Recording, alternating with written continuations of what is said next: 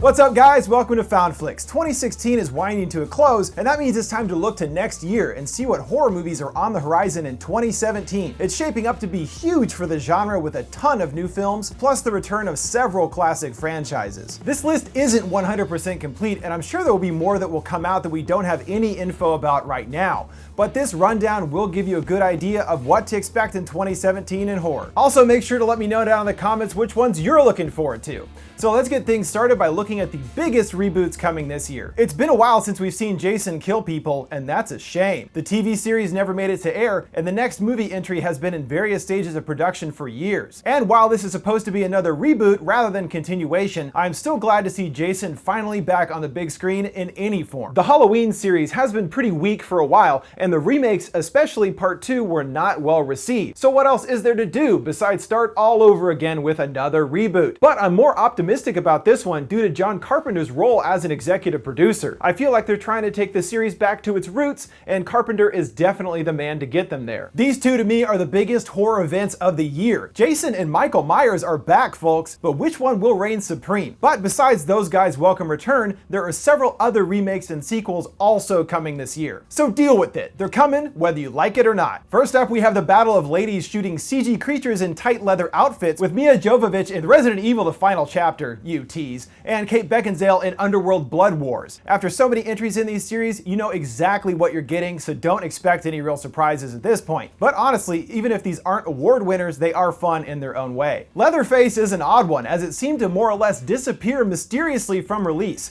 with only a poster to prove of its existence. This Texas Chainsaw prequel stars a teenage Leatherface in high school and told another origin story of the iconic Leatherface, because that worked out so well last time. But this time without him in the mask and the chainsaw and stuff. So it seems like this one must suck pretty bad. Tom Cruise takes on an ancient mummy princess in this installment of Universal's Monsters Cinematic Universe. It looks like this version will be more action rather than horror, which I feel like is a mistake. But maybe the movie itself will balance the tone more and still be able to have some terrifying moments in addition to TC running away from things. Universal is banking big time on Cruise's star power here, but will it be enough to finally get their monster universe going? The spooky doll is back. I do like the Conjuring series, but I thought the first Annabelle was pretty lame. It just takes the idea so seriously. It never shows the doll actually walking around with a knife attacking people or anything. I guess I just want it to be child's play, but at least with Chucky they have fun with and recognize the silliness of the possessed doll concept. However, I have a feeling this will turn out better than it has any right to be thanks to the director of Ouija 2, Mike Flanagan. Remaking Dario Argento's classic Italian horror film Suspiria seems like a pointless and impossible task,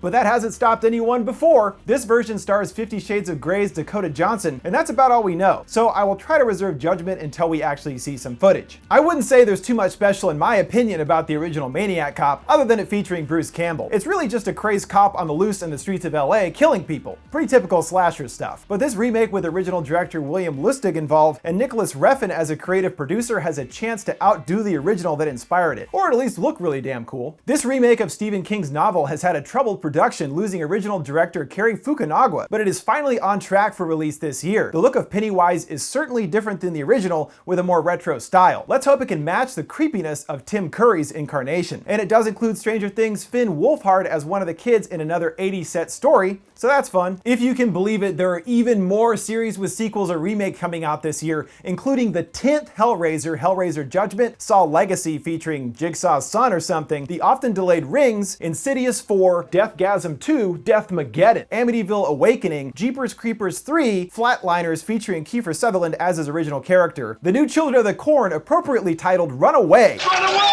and Reanimator Evolution, which is said to be more inspired by the original Lovecraft story. I know it seems like everything is a remake nowadays, but don't worry, as there is still plenty of original horror coming out this year too. Here's a selection of what I've found so far. In this Australian found footage film, 3 tourists making a reality audition tape go on a shark dive, but when a freak wave capsizes the boat, they are left stranded in shark-infested waters. The shark found footage angle was done years ago in open water, but this looks to be a little more action-packed and should still be really an entertaining watch. I love anthology films, and this one has the twist of all the segments being directed by and starring females. There's 4 total segments, and the directors were given free reign, but all are horror-centric. The segment I'm most looking forward to is the directorial debut of Annie Clark, aka the Great St. Vincent. She's awesome, and I'm curious to see her artistic style translated into horror. Billed as the Expendables of horror, Death House stars a bunch of genre actors like Kane Hodder, Tony Todd, and Dee Wallace. The plot is all about the Death House itself, which is like an Area 51 of evil, housing all kinds of baddies. The filmmakers have said this will be more straight horror and not tongue-in-cheek. Thanks to the interesting plot and cast, I'm really curious to see how this one turns out. A global pandemic has turned humankind into violent infected, and Matt Smith is the only one who can speak the infected's new language. Thanks to this, the survivors are sent on a hunt for patient zero and also a cure to the infection. I like the concept of this one a lot, and it seems like they're trying to stretch the zombie genre into something we haven't really seen before.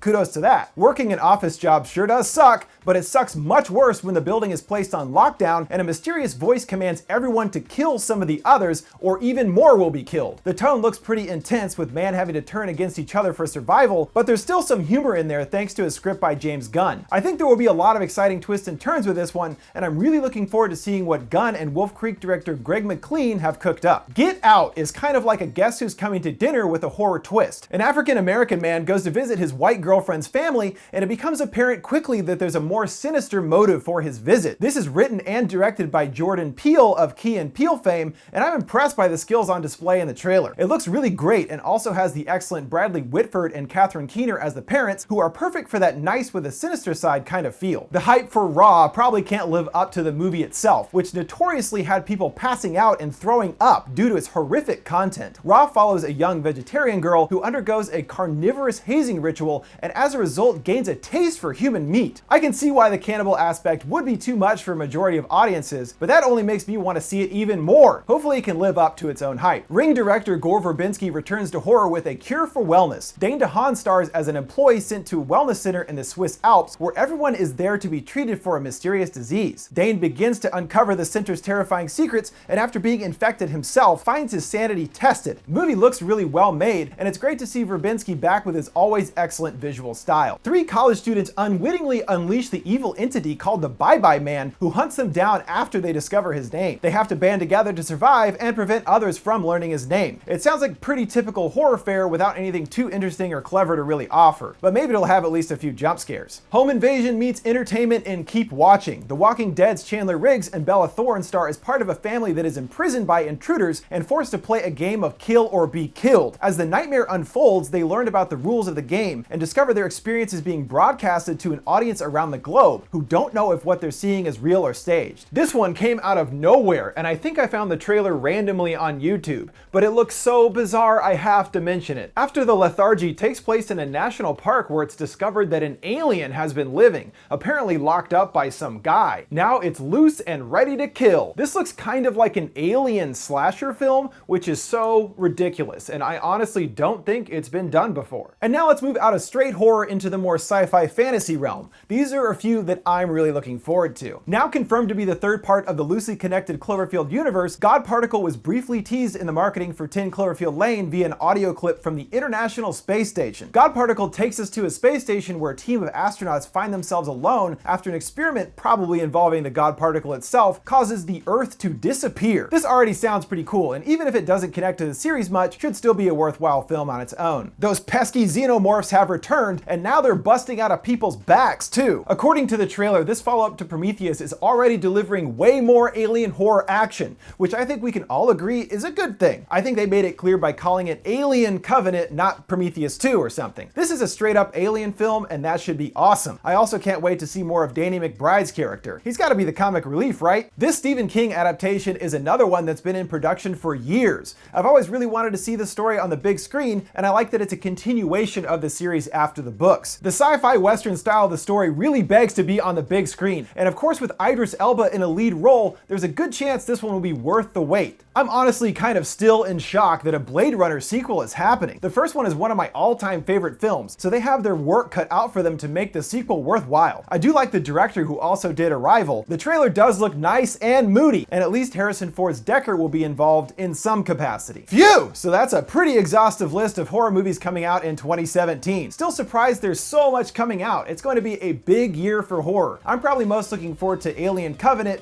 Get Out, The Belko Experiment, XX, and of course, Friday the 13th.